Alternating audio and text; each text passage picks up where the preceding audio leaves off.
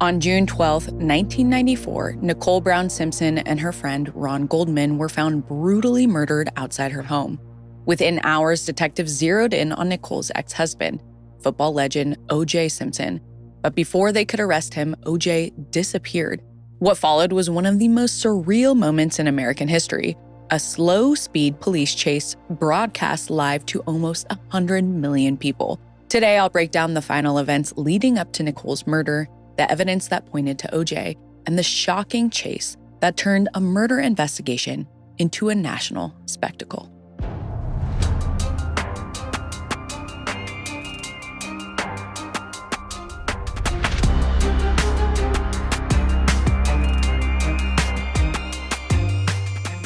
Hi, I'm Katie Ring, and this is America's Most Infamous Crimes. Every Tuesday, Wednesday, and Thursday, I'll take you deep into cases that have a lasting imprint on society and still haunt us today. If you haven't subscribed yet, be sure to hit that button so you never miss an episode. Today, we'll get into the events directly leading up to the murder of Nicole Brown Simpson and the fallout that came after.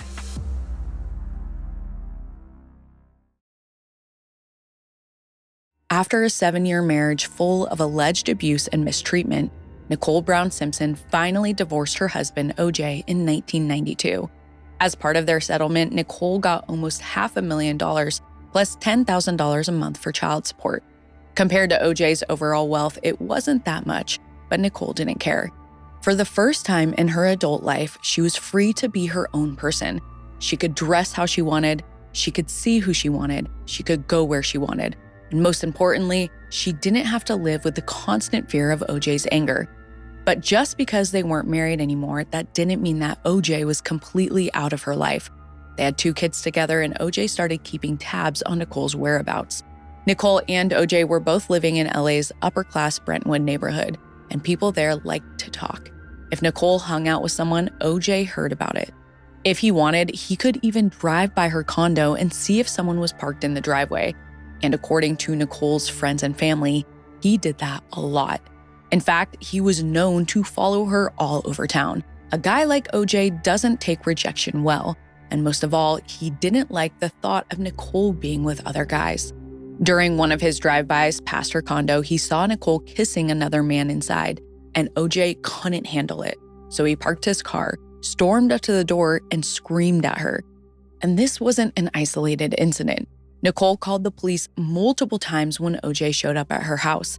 But even though he had a known record of domestic abuse, they didn't do anything to protect her. So O.J.'s behavior continued unchecked, until eventually he wore Nicole down.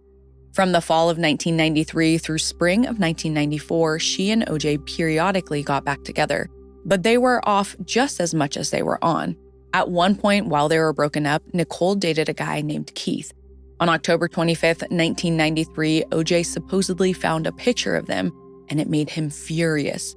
He stormed into Nicole's house to confront her about it while their kids were asleep upstairs. That conversation scared her so much, Nicole decided to call 911, a call that has since become infamous. Let's listen to some of it now.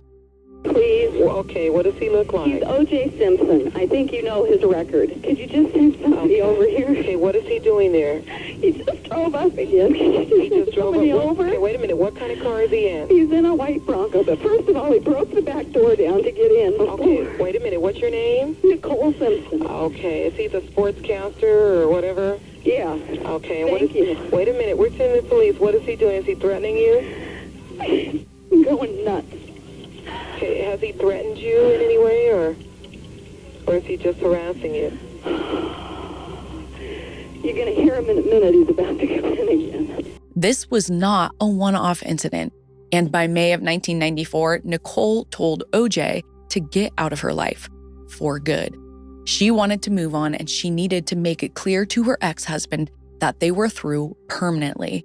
After this final breakup, Nicole thought she and O.J. were on the same page, but it seems like he didn't get that message. On the night of June 12, 1994, 35-year-old Nicole and 47-year-old O.J. went to their daughter Sydney's dance recital. Nicole assumed that things between her and O.J. were fine. It had been a few weeks since their breakup, and he'd even been photographed on a date the night before. But when he showed up to the recital, witnesses said that he sat behind her and then abruptly moved to another section and was clearly irritated, tense, and upset.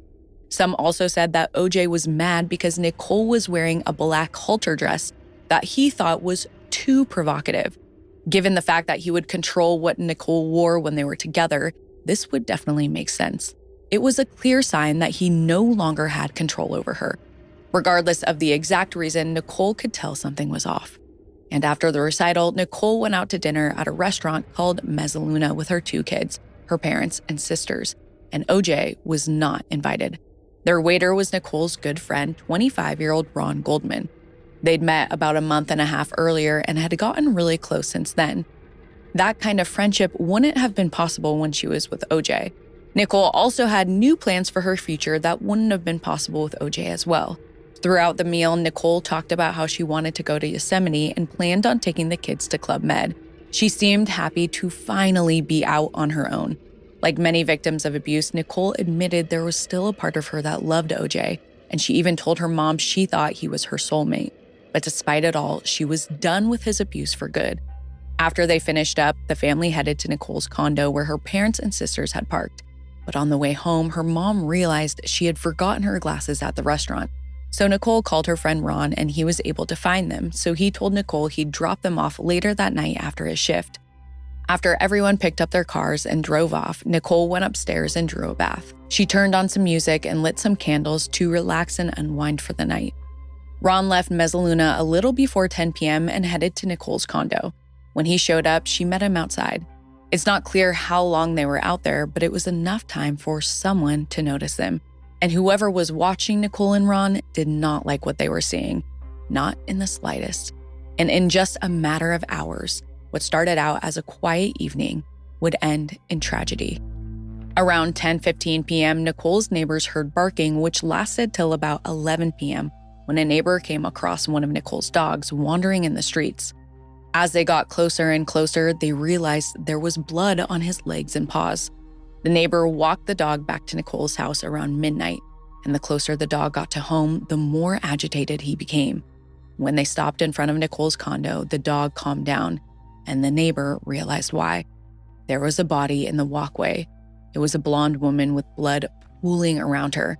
The neighbor immediately called 911, and when the officers arrived on scene, they saw there was actually 2 victims, 35-year-old Nicole Brown Simpson and her friend, 25-year-old Ron Goldman, and they had both been brutally stabbed to death. At first, police didn't recognize the victims, but then they found an envelope with OJ's name on it. They realized immediately that this wasn't going to be just any murder investigation. With one of the victims being OJ Simpson's ex-wife, it was bound to be a huge story. And knowing how turbulent OJ and Nicole's marriage had been, OJ quickly became the primary suspect.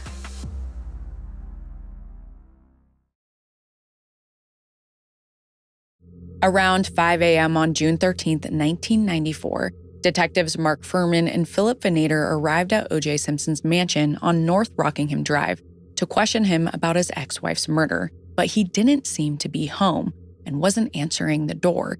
So detectives, thinking that he may be injured, decided to poke around.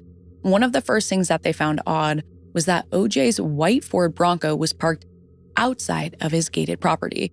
The first question, of course, was why didn't he park inside of his gate? But things only got more suspicious from there. When they inspected the car closer, they saw what looked like bloodstains on the interior. Detective Furman thought that that was enough cause for him to hop the gate into the property and investigate further. Once Furman was on the property, he woke up OJ's daughter from his first marriage, 26-year-old Arnell Simpson, who was staying in the guest house. She let the police into the main house, then called her dad's assistant to track him down. That was when the 3 of them learned that OJ wasn't even in LA. He was in Chicago, and he'd flown there in the middle of the night. The detectives finally got a hold of OJ at 7 a.m., and when they told him Nicole was dead, they listened closely for his reaction.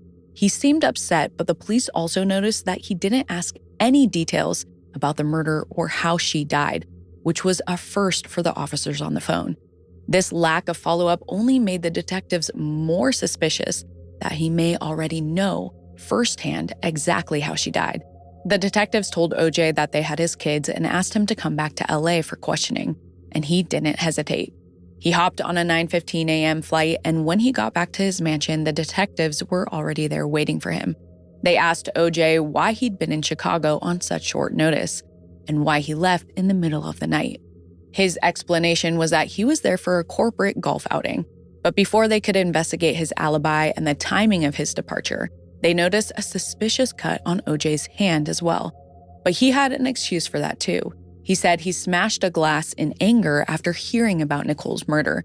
But the police weren't about to take him at his word, so they retraced OJ's steps and contacted anyone who had seen him in the hours before and after the murders. Meanwhile, back in Chicago, investigators searched his hotel room. They found blood-stained sheets and broken glass, which might confirm his story about how he got his cut. Either that, or it could have been a way for him to cook up an alibi. Because back in California, the LAPD talked to a flight attendant who said OJ had kept his hand, the one with a cut on it, inside his duffel bag for most of the flight. And the staff at OJ's hotel in Chicago said he'd been aggressive when he checked out. They also said that he was angry that his car wasn't waiting for him. You could chalk that emotion up to him just finding out that his ex-wife was dead, or to his anxiety that he'd be caught for murdering her. As the authorities dug into OJ's movements over the past 24 hours, investigators spoke with a limo driver named Alan Park. He'd taken OJ to the airport the night before, and according to Alan, he'd arrived at the Rockingham house at 10:25 p.m., a little on the early side. Alan was new and didn't want to be late, plus this was OJ Simpson, one of the most famous men on the planet, so he wanted everything to go smoothly. But when he buzzed the intercom, nobody answered. Just before 11 p.m., Alan saw a tall, large black man walking across a driveway toward the main house. He figured that must be OJ, so he buzzed the intercom again, and this time OJ answered. But he didn't say anything about being outside.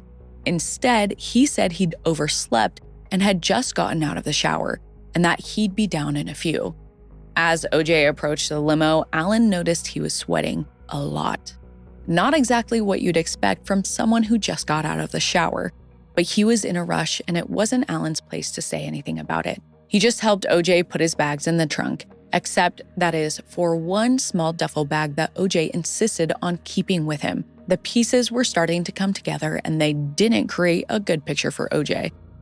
Along with witness statements like Alan's, detectives quickly amassed a mountain of forensic evidence. They found hairs at Nicole's condo that were consistent with OJ's. They found fibers at the condo that were consistent with the carpet in OJ's Ford Bronco. And there was blood, a lot of blood, in the Bronco, in the driveway of OJ's house, in the foyer, and in his master bedroom. Nicole's blood was also found on a sock recovered from the home. Alongside that, there were prints found at Nicole's condo that looked like a size 12 Bruno Magli shoe, and a matching print in OJ's Bronco. He was a size 12 and had been seen wearing the same brand of shoes. And then there were the gloves. A left-hand glove was found at Nicole's condo, and a right-hand, bloody glove was found at Rockingham. Nicole had bought OJ a pair of gloves that were the same brand and style 4 years earlier, and he'd been photographed wearing them several times. So putting two and two together, it seemed undeniable that the gloves were OJ's. With so much evidence, the authorities were absolutely sure that OJ was their guy. Between his suspicious actions and the pile of forensic evidence, the case seemed like a slam dunk. At that point, the only thing they didn't have was the actual murder weapon. But even without it, they were confident they had enough on OJ to make their move. And honestly, pretty much everyone else thought so too. The police were still gathering evidence, but after just a few days, all the signs were pointing to OJ. As the story developed, public interest in the case exploded. It's hard to explain just how big it got. OJ wasn't just a retired football player. He'd also gotten into acting and was a huge celebrity. And now he was suddenly wanted for murdering his ex-wife. And as you can imagine, the press was camped outside of OJ's Brentwood mansion.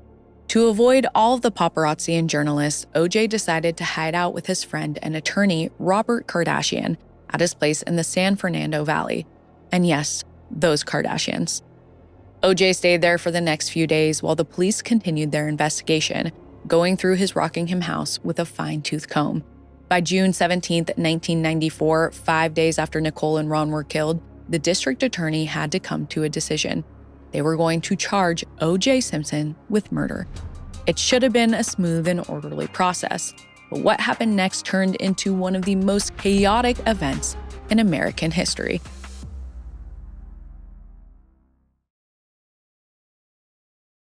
On June 17, 1994, the Los Angeles district attorney decided to charge O.J. Simpson with murder. But instead of descending on Robert Kardashian's house to arrest O.J., they reached out to his lawyers. His lead attorney, Robert Shapiro, wanted to avoid the spectacle of his client being led away in handcuffs, since he knew the paparazzi would be all over it and didn't want to give them a photo op. So he asked the LAPD if O.J. could surrender himself at the police station instead of being physically arrested and perp-walked. The last thing the LAPD wanted to do was create a media firestorm, so they agreed to Shapiro's request. I could go on and on here about the double standards in the justice system, but despite the fact that this courtesy would have never been extended to a regular person, the point is that everything was lined up to get O.J. in custody. Shapiro just needed to bring O.J. down to the police department by 11 a.m. that morning, which gave him a couple of hours to do some forensic testing of their own and get O.J. ready for the arraignment. And he and the rest of the legal team were also at Robert Kardashian's house. O.J.'s best friend, A.C. Cowlings, was there as well. A.C. and O.J.'s friendship went back decades, and he wanted to be there for O.J. with all of the chaos going on. But O.J. was looking for more than moral support or a shoulder to cry on. He needed an accomplice. When the lawyers weren't paying attention, O.J. got A.C. to walk with him outside. Then O.J. got into the back seat of his friend's car, put a gun to his own head, and told A.C. to drive. Meanwhile, down at the police station, 11 a.m. came and went, with no sign of O.J. Officials from the LAPD called Robert Shapiro to ask where his client was. But at this point, Shapiro didn't know where O.J. was either. He gave them Robert Kardashian's address, hoping that maybe O.J. was somewhere on the property. But when the police got there, he was nowhere to be found. A few hours later, a little before 2 p.m., the LAPD made a stunning public announcement. O.J. Simpson was on the run, and they needed the public's help to find him. Almost immediately, hundreds of tips started pouring in, but none of them were helpful. And the more time that passed, the more the authorities worried that they'd let O.J. slip right through their fingers. And the case was about to take another turn, because their next lead would come from O.J. himself. Around 5 p.m., O.J.'s legal team called a press conference. In front of the cameras, Robert Kardashian read a letter that O.J. had written that morning. And according to Robert, they'd only found it after O.J. took off. In the letter, O.J. wrote that he loved Nicole. He swore he had nothing to do with her and Ron Goldman's murder. And sure, they had their ups and downs, but so did all couples. But it also seemed like Nicole's death was weighing on him, because he did make a few comments that sounded suicidal. He thanked his family and friends for supporting him, and he spoke about himself in the past tense more than once. To everyone watching that press conference, the letter sounded like O.J.'s way of saying goodbye, and nobody had heard from him in several hours. It was starting to look like no one would ever see him again. But then, just before 6 p.m., O.J. resurfaced in the most shocking way possible. He called 911 on himself. The police were able to trace the call to a car phone on Interstate 5 in Orange County, near Nicole's parents' house. And a group of 20 police cars immediately sped off in hot pursuit. It wasn't long before they spotted a white Ford Bronco cruising down the 5. Years later, most people assumed it was O.J.'s since he had one just like it. In reality, though, the car belonged to his friend A.C. He admired O.J. so much he had gotten the exact same car. Before long, the officers caught up to them, but they didn't try and stop the car right away. They didn't know if O.J. was going to use his gun either on them or himself. So they followed him from a distance. The slow-speed car chase lasted over an hour and a half. It was such huge news, it even interrupted the broadcast of the NBA Finals game. During that time, crowds of onlookers gathered on the side of the road and highway overpasses, cheering for O.J. as he passed. And 95 million Americans tuned in. Finally, around 8 p.m., A.C. used the car phone to call the police. He said O.J. was ready to turn himself in, but not on the freeway. A.C. convinced the LAPD to let him take O.J. back to Brentwood to surrender there. But even after the Bronco pulled up to the Rockingham mansion, the drama wasn't over. It took another hour for the authorities to convince OJ to get out of the car without the gun. Eventually, OJ stepped out and walked through his front doors. But this time, the police weren't taking any chances. A SWAT team was waiting inside to arrest him for the double murder of Nicole Brown Simpson and Ron Goldman. In the end, after one of the most dramatic days in American media history, O.J. Simpson went quietly. But just because he surrendered, that didn't mean he wasn't done fighting. Not even close. Thank you so much for joining me. Come back tomorrow for our final episode on Nicole Brown Simpson. If you haven't already, please subscribe to my YouTube channel at America's Most Infamous Crimes. Thank you for supporting the show.